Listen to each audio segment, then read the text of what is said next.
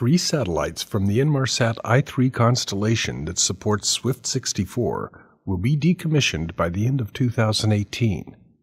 However, Inmarsat will continue Swift-64 service support. To do that, they will reconfigure the existing I-4 satellites to cover Swift-64 and keep one satellite from the I-3 constellation active. The I-4 satellites will continue to support Swift broadband. In addition, MPDS services that are supported on the I-3 network will be discontinued by the end of 2018. That will be done progressively on a quarterly basis. MPDS on the AOR West will go off on the 31st of March, 2018. POR by the end of Q2, AOR East by the end of Q3, and IOR by the end of Q4. Multiple packet data services will not be provided after 2018. The satellite reconfiguration will result in new longitude values for some satellites. To make our equipment match, we have to update the satellite longitude values. 3 of the I-3 satellite regions, AOR West, POR, and IOR, will be progressively disabled and transitioned to the I-4 Americas, APAC, and EMEA satellites, respectively.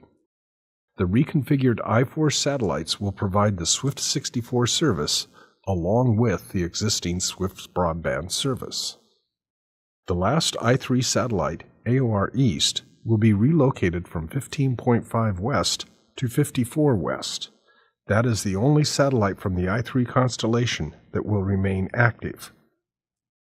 At the end, the resulting network will have 3 I-4 satellites and the I-3 AOR East satellite providing full Swift-64 coverage. The I-3 reconfiguration will be done on a quarterly basis, starting on April 4th for the first region, AOR West, transition to Americas. The reconfiguration will proceed in the same way for the remaining I-3 satellites in Q2, Q3, and Q4. At each step, the transition will happen instantly on the planned day. There will be no delay. Inmarsat will communicate the date and the time for each position step.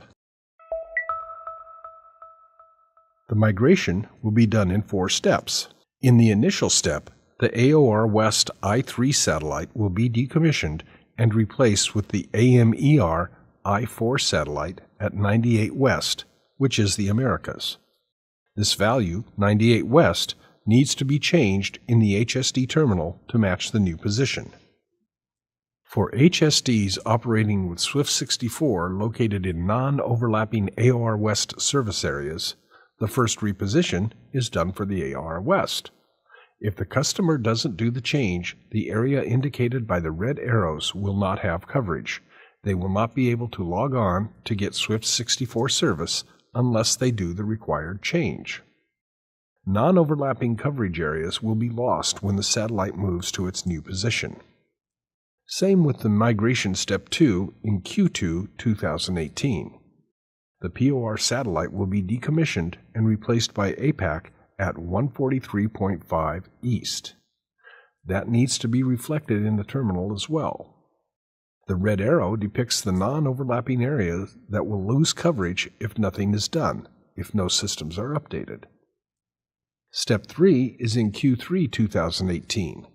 The AOR East satellite will be relocated from 15.5 West to 54 West, which is basically the Americas region, and the same rule applies. We'll lose coverage in this area if nothing is done if the systems are not updated.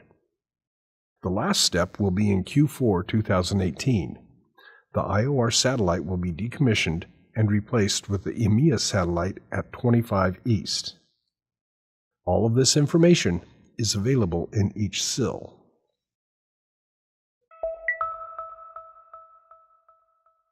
A general SIL has been released.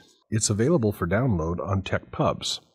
This general service information letter lists all the part numbers that are affected and the dedicated SIL. The effectivity goes by part numbers. Those that are not listed are not affected. In the service information letter itself, General SIL 78, we list just the affected parts. We identify the equipment that is affected and the service that is affected. For example, if you have terminals that are operating only Swift broadband service, they are not affected.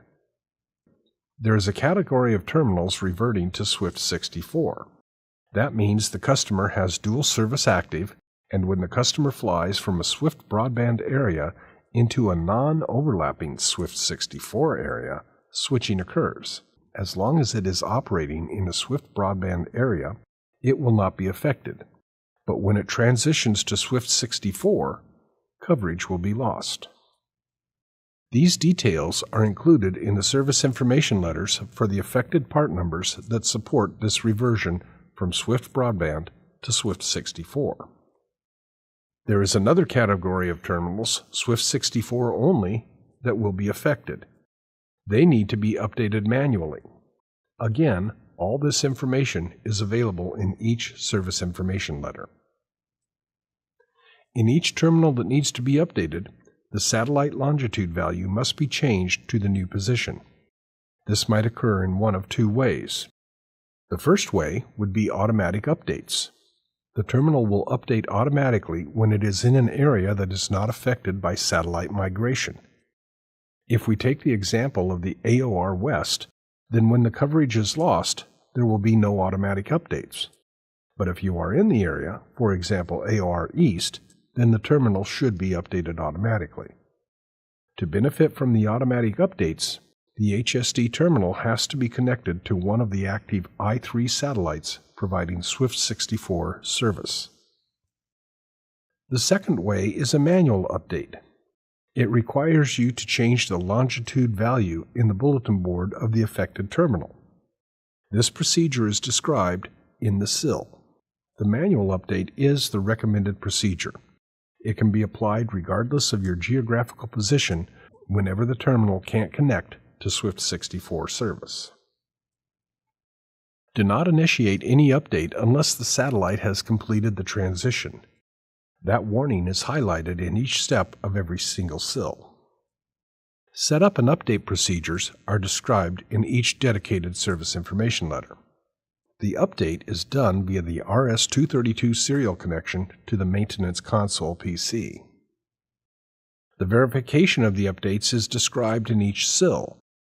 Basically, you access the maintenance menu, look at the values of the longitudes, and confirm the new ones.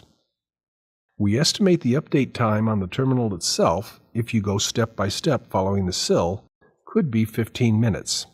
Somebody who is familiar can do it in about 5 minutes.